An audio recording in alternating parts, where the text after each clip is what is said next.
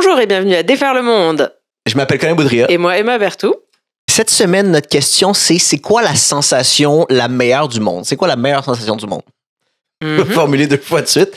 Et on en discute avec... Jean-Sébastien Fallu, qui est un chercheur... retourne la feuille du bon côté.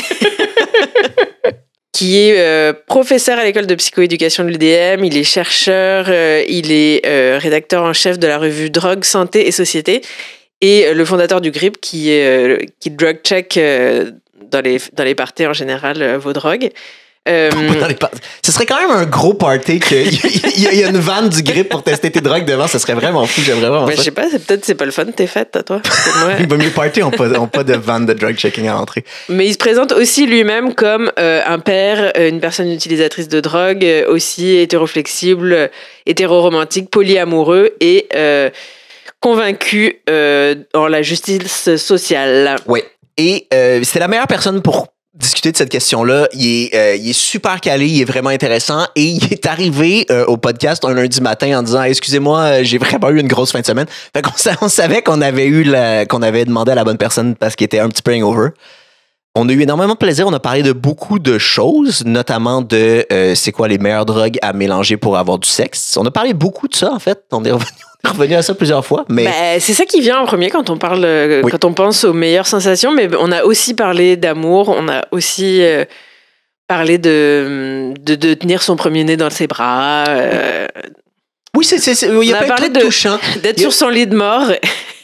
D'avoir la pression de savoir si on a réussi notre vie ou pas. Et tout le monde se met à suer en se disant « Oh mon Dieu ». Oui. C'est dans le sweet spot entre vraiment touchant et parler de fourrer sur des drogues. C'est vraiment ça l'épisode, si j'avais à le résumer. Ouais, si vous avez envie de vous sentir aussi bien que... Tu fais des bons liens, hein? Tu fais vraiment des bons liens. Si en écoutant notre podcast, vous vous sentez aussi bien qu'en faisant du sexe en prenant de la drogue, on vous invite à nous encourager. Parce qu'on a un Patreon qui est Patreon / Colin Boudria où vous pouvez payer mensuellement pour soit avoir accès aux épisodes audio ou vidéo plus rapidement et pour pouvoir soumettre des questions aussi. Parce que le concept d'épisode, le concept du podcast, si vous connaissez pas, c'est que on pose des questions de drogués à des experts, comme un 275 à l'autre drogué. Et des fois, on est à court de questions. Là. C'est ça le plus difficile, c'est de trouver des bonnes questions. Fait que si vous voulez en soumettre, on apprécierait beaucoup. Et vous pouvez le faire contre 5$ si vous payez pour nous faire une partie de notre travail. Mais vous pouvez aussi écouter les épisodes gratuitement. Ils sont toujours disponibles sur les plateformes de balado. Vous pouvez aussi coter le podcast, nous donner 5 étoiles. C'est vraiment aidant et c'est très apprécié. Si vous nous utilisez sur YouTube... si vous êtes des utilisateurs réguliers... vous pouvez, c'est ça, s'il vous plaît, commenter, partager les épisodes ou juste abonnez-vous à ma page qui diffuse les épisodes. Faites-le de façon responsable. Oui. Consommez de façon responsable.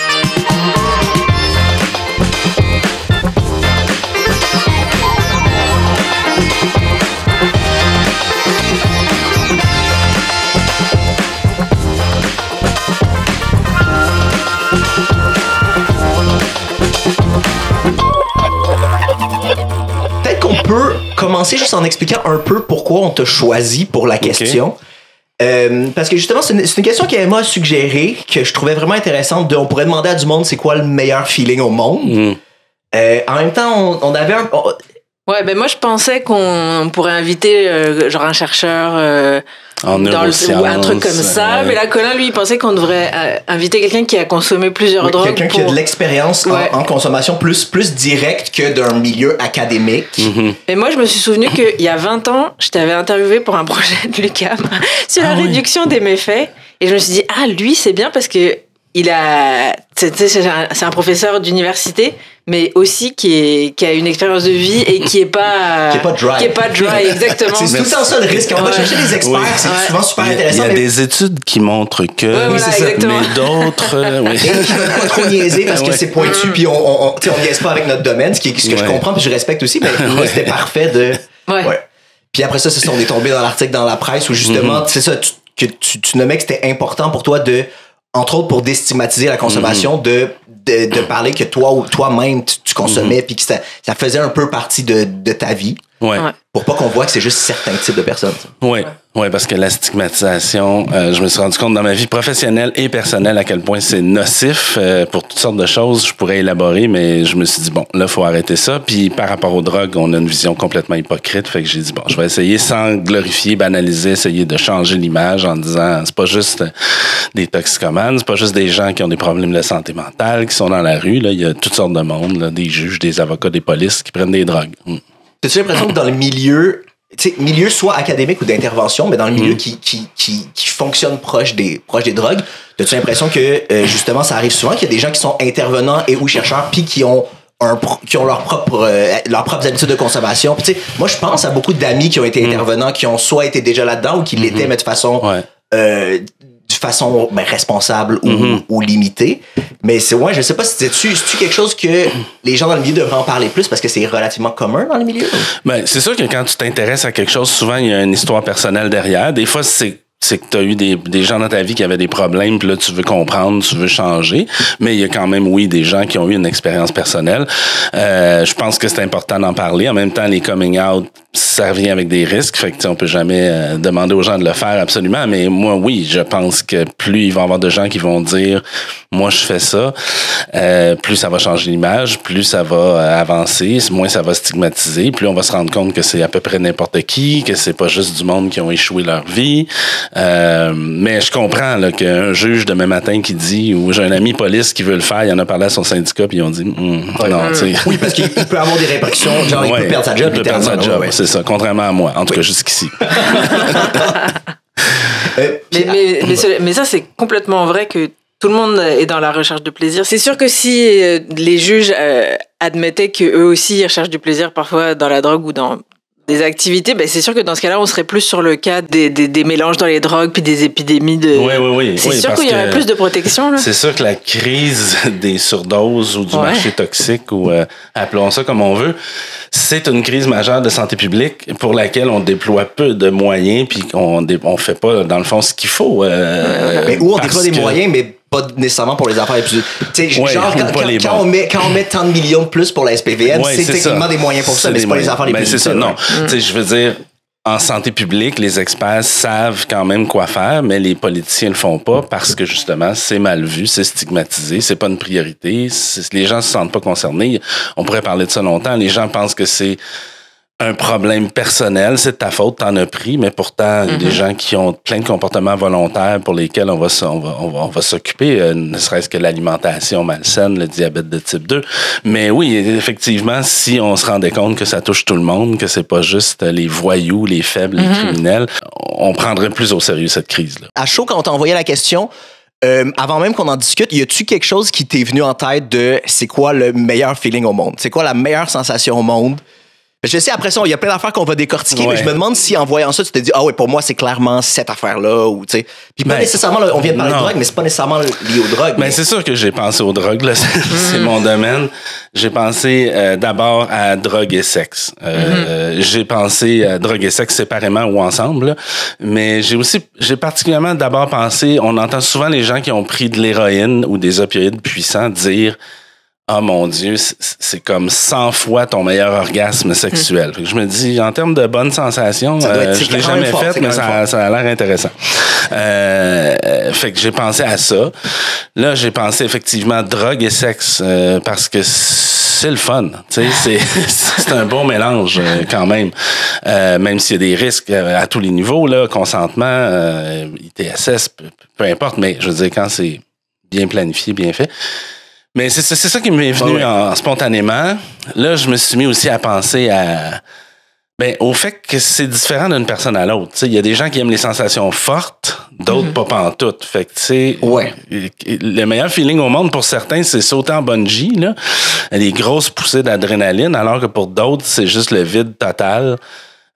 J'ai pensé aussi un peu à la philosophie bouddhiste là, du vide, de la plénitude, de la catharsis où tout va bien. Là, je sais pas si c'est quand tu as coché la dernière chose sur ta liste. C'est ça, pas vouloir rien, c'est ta libération. C'est ça.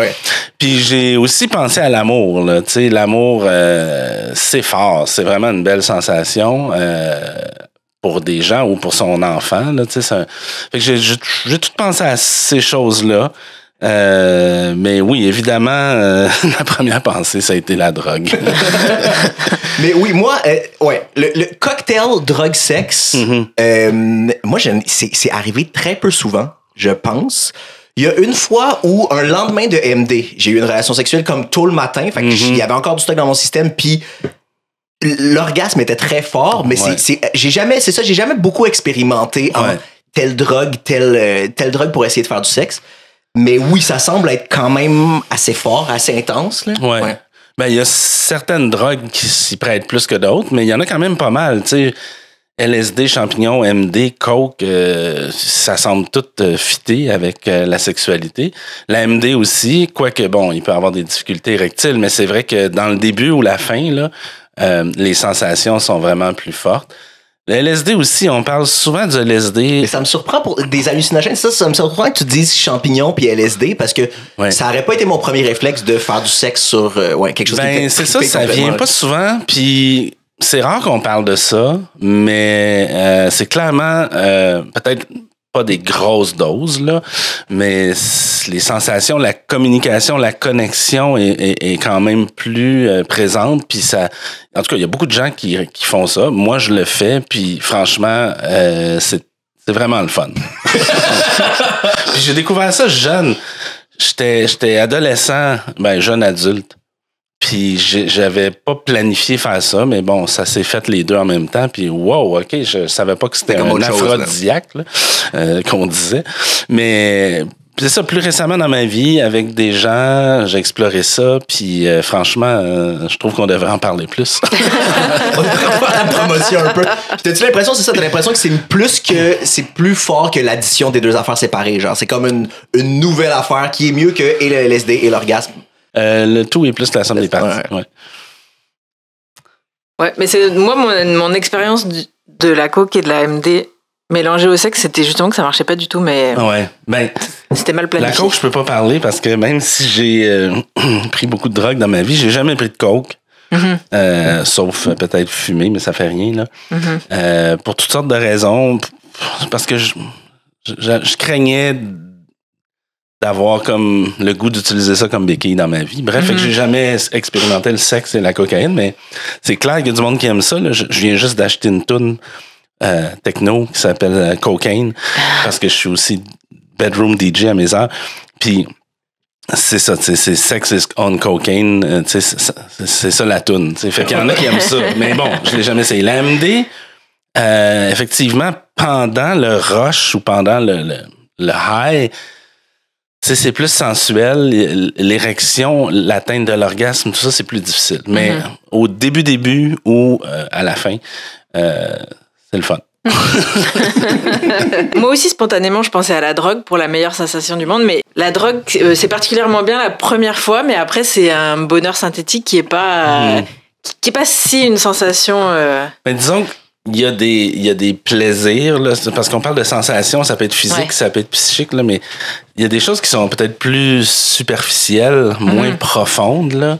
Puis c'est peut-être ça la drogue, ou en tout cas peut-être les autres fois après, peut-être que ça reste en surface, mais quand même, c'est assez puissant la drogue, dépendamment des doses, dépendamment des contextes aussi. C'est sûr que si ça va pas bien dans ta vie, je connais quelqu'un d'ailleurs qui s'était séparé puis elle avait fait de la MD puis c'était pas le fun. C'était pas du tout le fun. Là, c'était même plus triste. Là.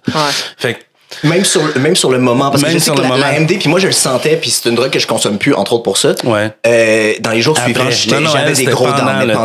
C'est ça, c'est comme ça décupe tes sentiments, tes émotions, mais là c'était négatif. Fait que...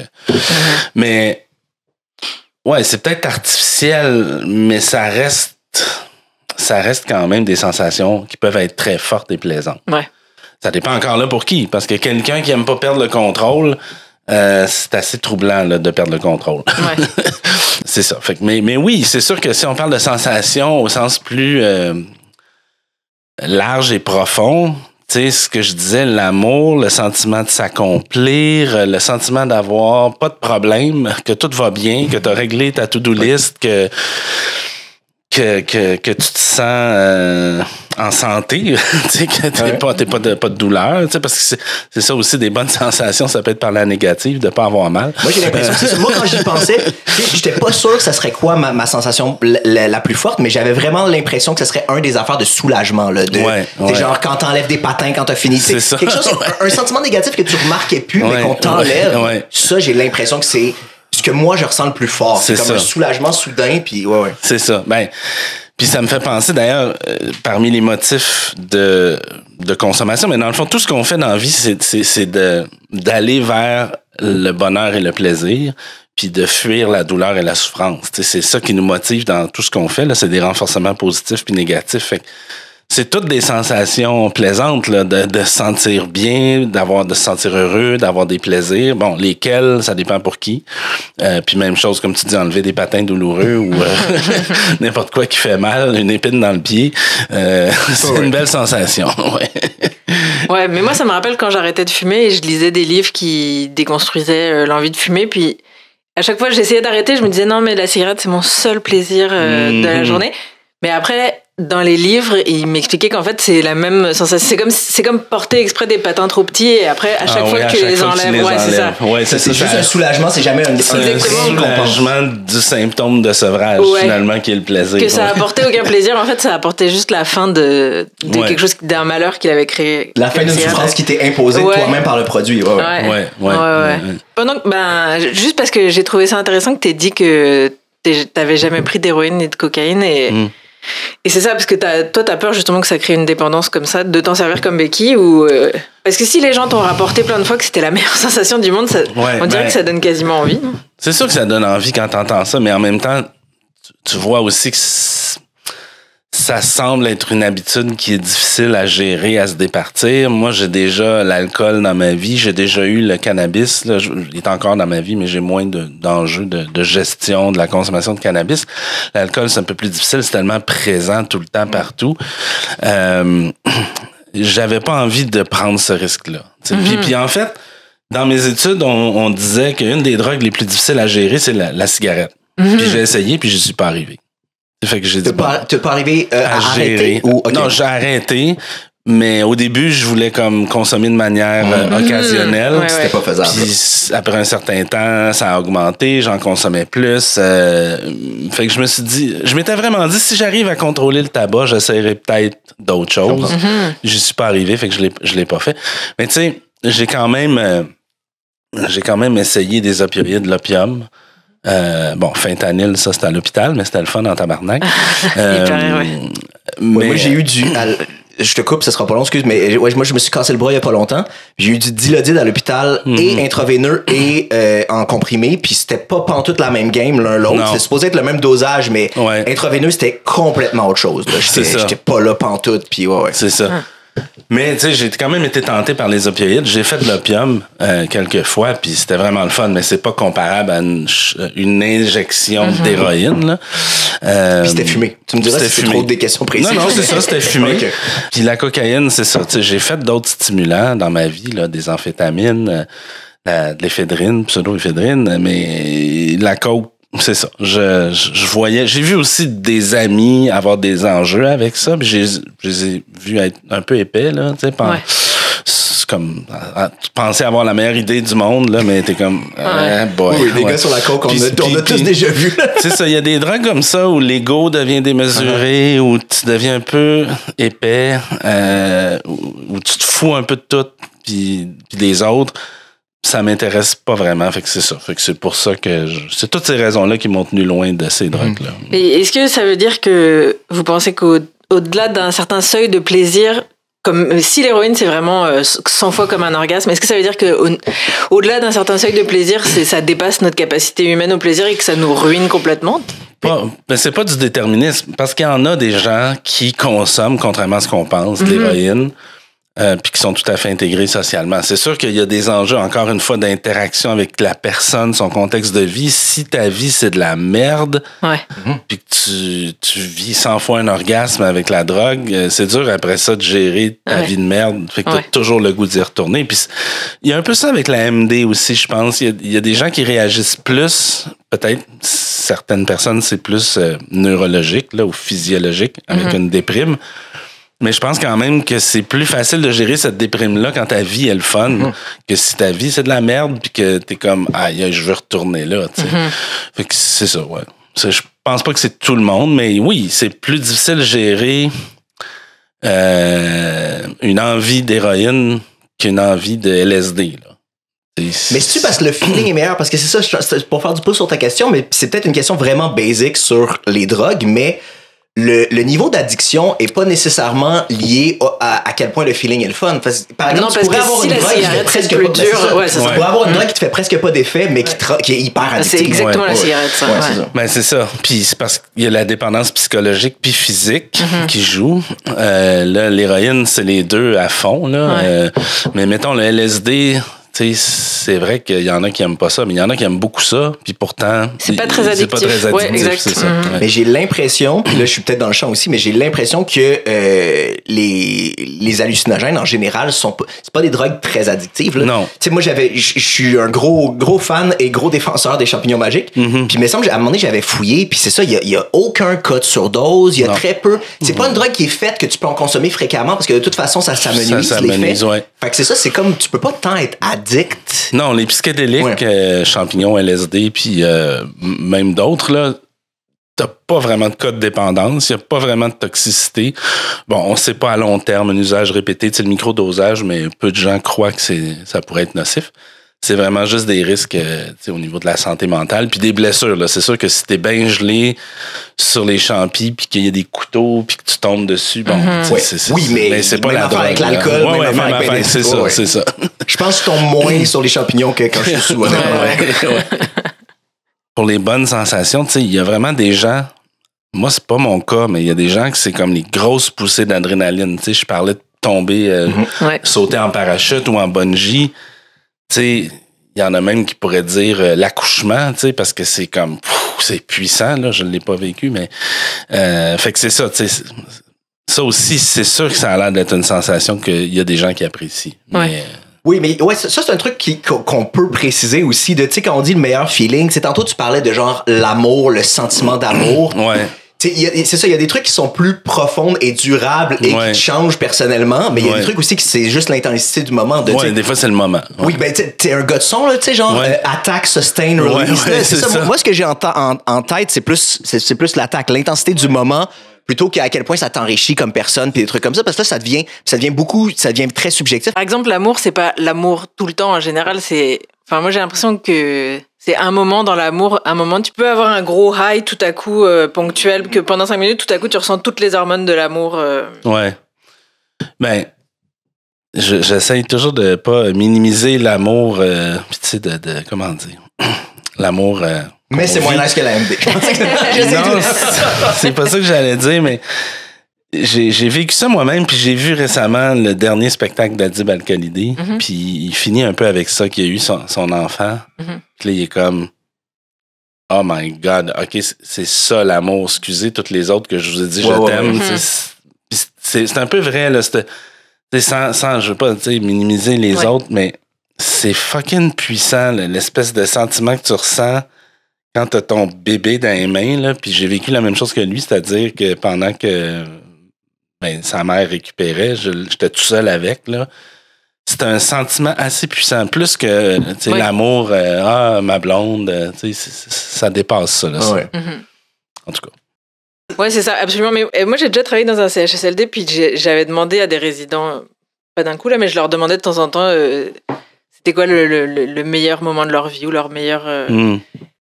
Puis c'était pas mal tous, soit c'est ça, quand la première fois qu'ils ont tenu leur bébé dans leurs bras ou des trucs comme ça. Mais Mais personne n'a dit, il n'y avait aucun grand-père qui a la dit, drogue. C'est la MD. C'est mon premier trip d'MD au J'avais acheté la festival. meilleure poudre en ville. Mais en même temps, ouais, mais je sais pas à quel point c'est fiable ces affaires-là parce que ça devient un peu un C'est sûr cliché. qu'il l'aurait Tu fait. vas pas dire n'importe quoi. Puis Ouais, c'est ça. Tu vas pas dire que c'était les poppers. Non, c'est ça. C'était ma maîtresse, là. C'est ça. Ouais, exact. Mais moi, j'aimerais, je sais pas si vous serez capable de répondre, mais est-ce que vous avez un souvenir de c'est quoi la meilleure sensation que vous avez, enfin, d'une fois en particulier où ça a été la meilleure sensation que vous avez connue de votre vie? J'ai quand même quelques éléments qui me viennent en tête, là. Je me souviens, parlons de drogue, d'un trip de champignons en plein été dans le bois où je me sentais vraiment super bien en phase avec le ciel. Là. Je n'étais pas en contact avec Dieu, mais tu sais, c'était vraiment fort ce moment-là. Je m'en souviens vraiment beaucoup. Puis ça, tu sais, par rapport aux émotions qu'on parlait tantôt, ça, c'est pas comme un rush d'adrénaline. Ça Non. feel quelque chose comme, c'est mystique un peu. C'est un peu comme, mystique, ouais. Je me sentais un avec l'univers. Ça, c'est un peu cliché, mais c'était ça pareil, le feeling. J'ai plein d'autres choses qui me viennent, mais tu sais, en tout cas, ma blonde actuelle, c'est arrivé un peu de manière impromptue dans ma vie, puis j'avais eu d'autres relations, puis je pensais que j'aimerais plus autant, puis pourtant, j'ai jamais autant aimé. Fait que quand ça a commencé, vraiment, j'étais vraiment bien. Là. C'était wow, là, tout. Là, la relation, puis la sexualité. Puis, ouais, je pense à ça. Là. Quoi d'autre? Quand même, les premières expériences, on disait que avec le temps, des fois, c'est moins. Les premières expériences, par exemple, d'MD, là, j'ai vraiment beaucoup aimé ça. Ça aussi.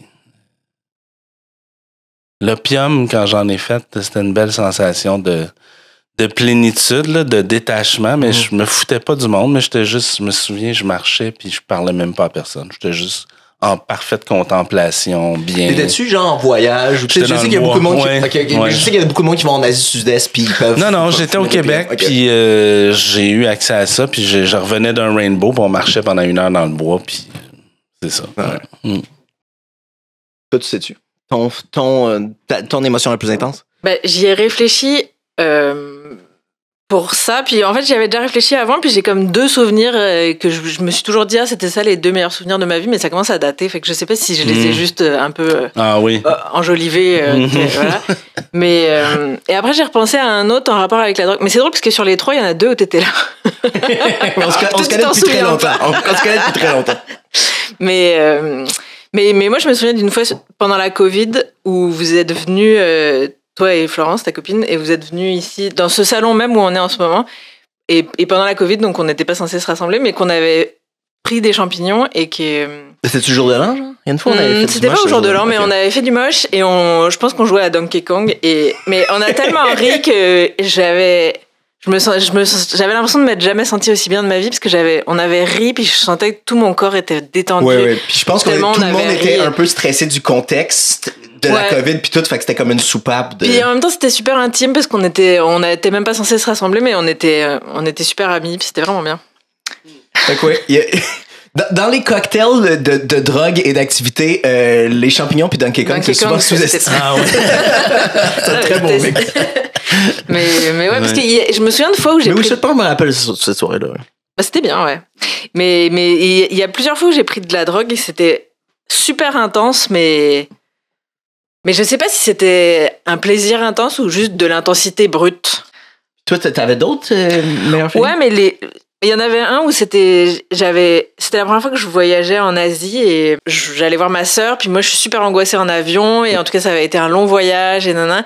Finalement je suis arrivée en Chine avec elle et j'étais complètement dépaysée et c'était vraiment une expérience complètement bluffante le premier soir où je suis arrivée et elle m'a emmenée dans un espèce de centre de spa, de bain, enfin je sais pas, un truc qui est ouvert 24 heures, puis là on y allait puis on pouvait rester tout le temps et T'étais encore jet lag à ce moment-là, genre t'avais pas dormi? J'avais pas dormi depuis plusieurs jours et j'étais complètement surstimulée par le voyage. Et là, arrivée là, dans le spa, puis en plus je pense qu'on s'était fait masser. Et là, je me suis laissée m'endormir et je m'en souviendrai. J'ai l'impression que c'était une des meilleures sensations de ma vie, que j'ai enfin lâché prise et je me suis laissée m'endormir dans un contexte extraordinaire. Et ça me reste, mais ça fait longtemps, c'était en 2010.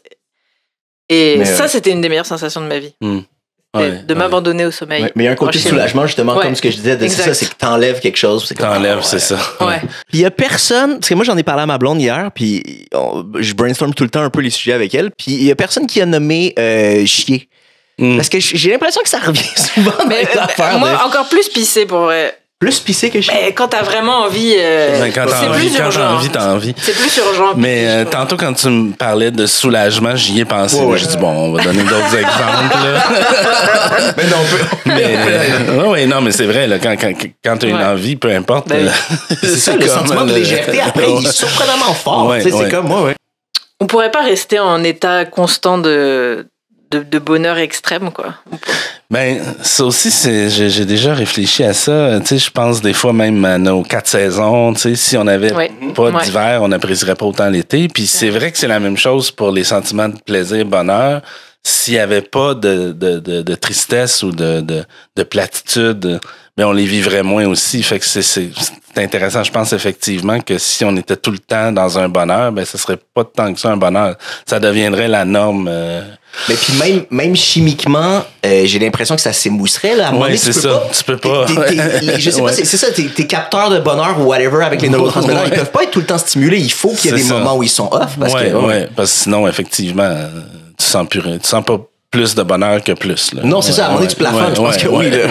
Puis tu te laisses mourir, parce que c'est comme ça, il me semble qu'ils ont découvert les circuits du plaisir, c'était en implantant une puce dans le cerveau des rats dans la zone de plaisir, et le rat pouvait appuyer sur un bouton, avait appris à appuyer sur un bouton pour déclencher le système de plaisir, et qu'éventuellement il a juste fait ça et il fallait lui enlever le branchement au cerveau, parce que sinon il mangeait pas, il dormait pas, tout ce qu'il faisait c'était appuyer sur le piton tout le temps. Puis après il se serait laissé mourir si ça avait été... Les expérimentations d'effet des drogues, c'est comme ça aussi. Bon, là, ça a été critiqué parce que c'est sûr que si on me mettait dans une cage seule, isolée, avec rien d'autre à faire, peut-être que je ferais ça. Oui, mais avec ce que tu disais tantôt, si ta vie c'est de la merde, c'est sûr que tu vas vouloir consommer plus. C'est ça. Mais là, si t'as des rats d'autres sexes, puis des jeux, puis une forêt amazonienne. Mais il y avait eu des études là-dessus, justement. S'ils sont capables, c'est ça, s'ils sont capables de se divertir, ils vont avoir moins des comportements accros. Oui, c'est ça. Il y avait eu des études de Bruce K. Alexander de UBC, je pense. Mais oui, ça, c'est super intéressant, effectivement. C'est juste pour pallier à quelque chose, finalement. Ben, il y a quand même, je pense qu'il y avait quand même des individus là, qui avaient plus de misère que d'autres, parce que c'est pas juste le contexte. Il y en a qui ont peut-être des traits génétiques ou autres là, qui font que c'est plus addictif. J'ai envie de faire un lien sur sensation puis dépendance. J'ai un collègue qui travaille, qui fait que travailler, puis qui se sent bien que quand il travaille. On appelle ça de l'ergomanie là, ou workaholism. Là. Mais c'est pas dans le manuel diagnostique, c'est pas une maladie, c'est pas un trouble de santé mentale, le workaholism. Mais pourtant, moi, j'aime toujours regarder les critères d'une dépendance, d'un trouble d'usage de substances, puis changer consommation par travail. Travail plus que prévu, à essayer de réduire, pas capable, à des conflits interpersonnels, pense juste à ça, crave. Puis là, je me dis, mais là, on est tous à l'université, tous les profs, on a tous un trouble modéré, là, tu sais. Puis pas juste à l'université. C'est le seul moyen de garder votre job, c'est comme probablement encouragé. Mais ça reste quelque chose de productif, fait que socialement, c'est pas mal vu. C'est ça, voilà. C'est que, vu que c'est pas stigmatisé, que c'est valorisé, ben, c'est pas un trouble, tu sais, mais dans le fond, puis ça m'amène aussi à relativiser la dépendance, c'est-à-dire qu'il y en a qui ont cette dépendance-là au travail, là, tu sais, je veux dire, que ça prend toute la place dans leur vie, mais ça cause pas nécessairement de problème. Fait que je voulais faire le lien à la fois avec c'est quoi la dépendance, les causes, mais aussi une bonne sensation. Mais il y a du monde pour qui une bonne sensation, c'est travailler, tu sais. C'est vrai que puis que ça soit ça ou la consommation, si c'est vraiment une bonne affaire dans leur vie, puis que ça leur ruine pas la santé, c'est ça. Si ça donne un sens aussi. Je pense que quelque chose, je parlais tantôt de répondre aux besoins, mais ce qui est important dans la vie d'un être humain, c'est de trouver du sens à sa vie. Fait que je pense que ça aussi, c'est une bonne sensation. Là. Quand tu as l'impression que ta vie a du sens, là, ouf, OK, mais quand ça n'a pas de sens, t'es en perdition. Puis, mais j'ai l'impression, c'est ça, je vois comment tu peux donner du sens à ta vie en travaillant beaucoup. Oui. J'ai de la misère à voir comment comment la consommation de drogue donnerait du sens à ta vie. Sens à C'est ta un peu vie, moins, ouais, mais- c'est ça. Je sais Ouais. pas, peut-être que oui. Ça dépend. Peut-être, ouais. Et les églises d'ayahuasca. Mhm. Santo Daime ouais. et tout. Bah, ouais. c'est ça, mais j'ai vécu l'expérience Mhm. quelques fois.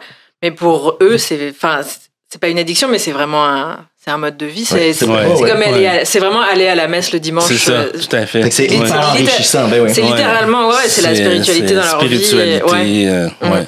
Mais moi, bizarrement, ça avait pas du tout marché. Je l'avais pas du Ah tout non? ressenti. Je me suis dit que mon cerveau ils était donnent- pas fait. Mais ouais, ils donnent pas des assez. grosses doses dans les églises. Là. C'est très, très petit par rapport à ce qui se fait. Mais quand je mettons. voyais la réaction des autres dans la Ouais. salle,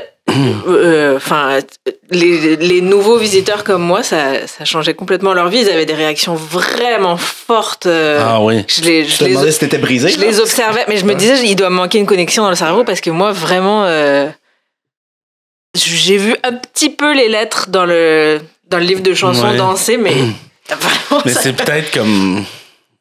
C'est peut-être comme. Le fait de l'avoir fait une fois, ton cerveau, il a trouvé le chemin, puis ça en prend juste un peu. Ouais. En tout cas. Moi, par exemple, j'ai fait de la MD assez pour que quand je me retrouve sans MD, mais dans le contexte avec la musique, les gens pensent que je suis sous. Ils me croient pas. Mais, ok, parce que c'est ça le reste fun. c'est ça, Ouais. ton Ouais, corps c'est le ça. reconnaît. C'est comme tu Fait le que laisses reconnais, ça, ouais. puis ça reproduit un peu. Ouais, c'est ouais. quand même cool, en fait. Ouais, Oh, ouais, c'est Ouais. cool. Ouais. le sport aussi.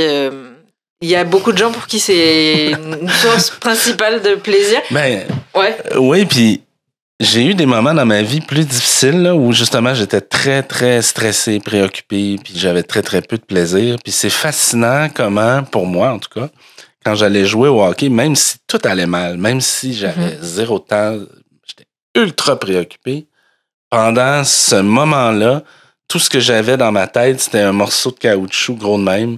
Ouais, t'es dans la zone, il n'y a rien d'autre. Tu fais juste, ouais. Le détachement de tout, c'est puissant. J'en revenais pas, là. J'étais comme, j'irais pas jouer au hockey, mais ça marche. Puis c'était parfois mon seul plaisir dans ces moments difficiles de ma vie. Ben franchement, ouais. Toi, Colin, ça te fait pas ça? Pas tant. Moi, j'aime même pas tant faire du sport. J'aime ça, la sensation de je sais que j'ai fait du sport puis je suis fier de moi. J'aime l'espèce de sensation de récompense, mais mais non, j'aime pas ça tant que ça sur le moment où je fais du sport. Oui, mais t'as pas l'impression que si t'en fais pas, par contre, ça Oui, T'as- je t'as sens, plus je sens tendance que à c'est être bon déprimé. pour ma santé mentale. Oui. Ouais. Je sens que c'est très bon pour ma santé mentale, mais pas instantanément. C'est juste à quelques semaines, mais oui. Dernièrement, je fais régulièrement du sport, puis je suis beaucoup plus stable chimiquement, j'ai l'impression que quand Ouais. j'en fais pas, ça c'est clair. Mais moi, je fais une grosse différence. Je déteste tout ce qui est effort physique dans le vide, là, comme aller au gym. Ouais. Je suis pas capable. Ouais. Le hockey, c'est parce que c'est un jeu. Là. Moi, ça prend le jeu. Sinon, je fais pas de sport. Ouais, j'avoue. Mais moi, je suis sûre que c'est du conditionnement que depuis que je suis enfant, on m'a dit que j'étais mauvaise en sport et maintenant, j'ai aucune association entre le sport et le plaisir. Non, c'est ça.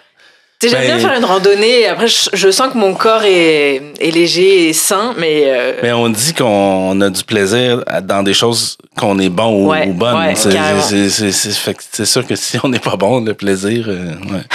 Mais parmi les sensations de plaisir qui me font vraiment envie et que j'aurais jamais là, mais c'est les athlètes qui gagnent une médaille olympique et Mhm. que c'est vraiment l'accomplissement de toute leur vie. Et Puis après, il n'y a plus de vie. bah après, Mais Oui, il doit avoir des trucs de ouais, dépression, ils ont une espèce des- de postpartum de Jeux Ah oui. olympiques. Il y en parce a que c'est beaucoup, ça, ouais. t'as Les tout athlètes travaillé pour ça. professionnels. C'est Ouais. pas beau. Les athlètes, là, il y a juste une chose, c'est mono-plaisir. Oui, là, puis il n'y a c'est ça. rien d'autre de développé dans la vie. Là.